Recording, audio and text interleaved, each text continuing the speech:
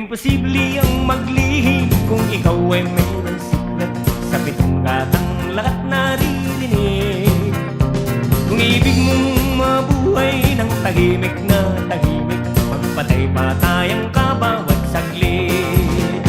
Ito ay hindi chismis na pag-uusapan lang, hireo, walang labis, walang kulang. Itong aking inaawit, ang tama ay huwag magalit.